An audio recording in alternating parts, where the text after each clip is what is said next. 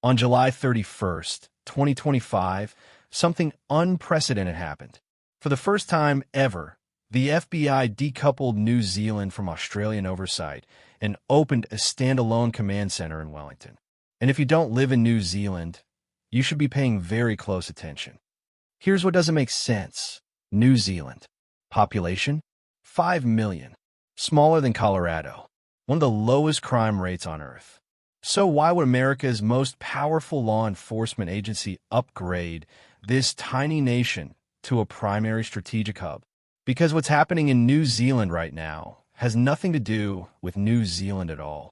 By the end of this video, you'll understand the real chessboard and why Silicon Valley billionaires, Chinese infrastructure projects, and melting Antarctic ice are all connected to one office in Wellington. The third reason they moved there? It's the one nobody's reporting, and it changes everything. Let's start with what they want you to know. FBI Director Kash Patel, confirmed in February 2025 under the Trump administration, personally flew 6,500 miles to Wellington to open this office himself. The press release was surgical, strengthening cooperation on cybercrime, child exploitation, and transnational threats. But here's the part that should make you pause. This isn't just an office for New Zealand. It has operational oversight for 7 jurisdictions: New Zealand, Antarctica, Samoa, Niue, Cook Islands, Tonga, and here's what matters. It was upgraded from being a sub-office under Canberra, Australia, where the FBI has operated since 2017. Think about that. The FBI didn't just open a new outpost. They elevated New Zealand to the same strategic tier as major global hubs. Wellington now stands alone, on par with London, Tokyo, and Tel Aviv in the FBI's global network of 60-plus legal attaché offices. Why would they do that? Director Patel didn't whisper the answer. At the opening ceremony, he said it out loud, countering the CCP in the Indo-Pacific area, countering narcotics trade, working against cyber intrusion. FBI Director Kash Patel, July 31st, 2025. Here's the context most people miss. New Zealand is a founding member of Five Eyes, the world's most secretive intelligence alliance with the US, UK, Canada, and Australia. It's the VIP lounge of global surveillance. But China has been flooding the Pacific with infrastructure money. Billions into Samoa. Security agreements with Solomon Islands. Port facilities in Tonga. And New Zealand sits at the southern anchor point of this entire theater, the geographic gateway between Antarctica and the Pacific Islands. The FBI isn't just monitoring crime. They're positioning assets to counter Chinese influence operations across territories where Beijing is offering belt and road deals that often come with strings attached. Now, here's the diplomatic tightrope. China is New Zealand's largest trading partner. The New Zealand government immediately issued statements saying the FBI office is not specifically targeting any one nation. News clip overlay. But Patel already said the quiet part loud. And China's state media? They called it provocative U.S. militarization. But if you think this is just a China containment strategy, you're only seeing one layer of a three-dimensional game. Let's talk about what you can't see. The digital infrastructure. New Zealand is geographically isolated, but it's digitally hyperconnected. Fiber optic cables run from Wellington to Australia, up to Asia, across to the Americas. It's a node in the global internet backbone. And here's where it gets dangerous. In 2024 and 2025, multiple ransomware attacks targeting U.S. critical infrastructure were traced to servers routing through Pacific jurisdictions, including New Zealand. Why? 3 reasons. 1. Stable banking systems and business-friendly regulations make NZ attractive for cryptocurrency operations, which cybercriminals use to launder ransom payments. 2. Light-touch cybersecurity regulation compared to Australia, where Singapore creates gaps that organized crime exploits. 3. Geographic isolation means less physical law enforcement presence. Until now. The FBI isn't just fighting crime in Wellington. They're installing a digital watchtower at one of the Pacific's most critical internet crossroads. This office monitors server traffic, coordinates with NZ's Cybersecurity Center, and can now rapidly deploy forensic teams across the Pacific Islands, territories that lack the infrastructure to fight sophisticated attacks alone. But there's one jurisdiction under this office's oversight that almost nobody is. Antarctica. Yes, Antarctica. The FBI's Wellington office has legal jurisdiction over crimes involving American citizens in Antarctica, specifically at McMurdo Station, the U.S. research base. Now, before you think, who cares about penguins and ice, let me show you what's really happening down there.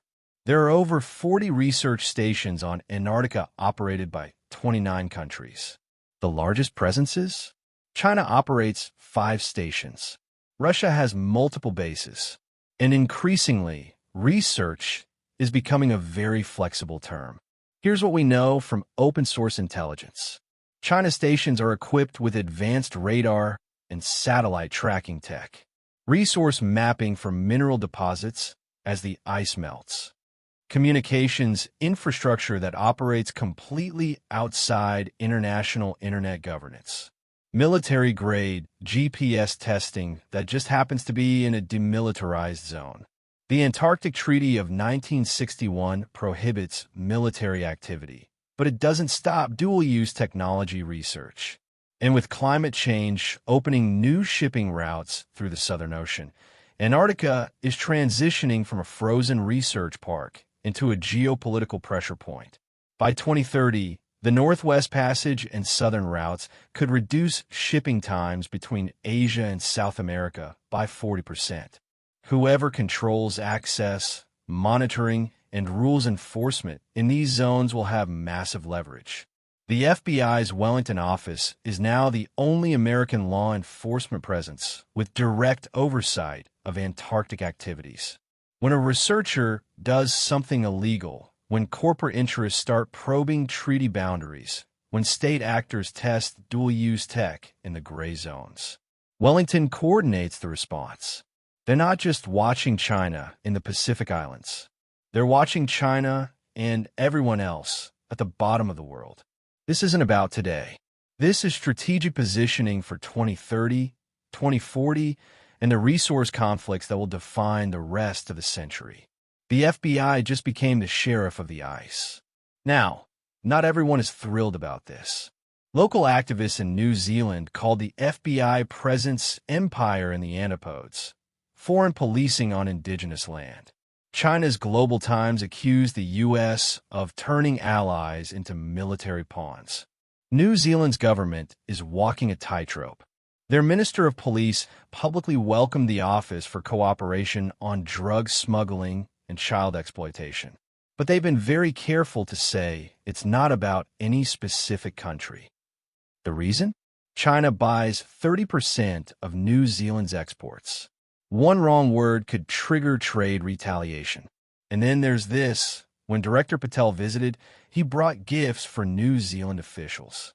3D, printed replica firearms, intended to demonstrate emerging manufacturing threats. There was just one problem. Those replicas were illegal to possess under New Zealand's strict gun laws. They were confiscated and destroyed. The firearms were reportedly based on designs from children's toy blasters, modified to demonstrate how easily real weapons can now be 3D printed. You genuinely cannot make this up. The FBI opens an office to fight transnational crime and immediately commits a weapons violation on day one. So why should you care, whether you're in Berlin, Mumbai, or Sao Paulo? Because this is the blueprint for 21st century security architecture. The FBI now operates legal attaché offices in over 60 countries. Wellington is just the newest, but it represents something bigger than law enforcement. It's about tech sovereignty. Microsoft and Amazon have both built massive data centers in New Zealand. Why?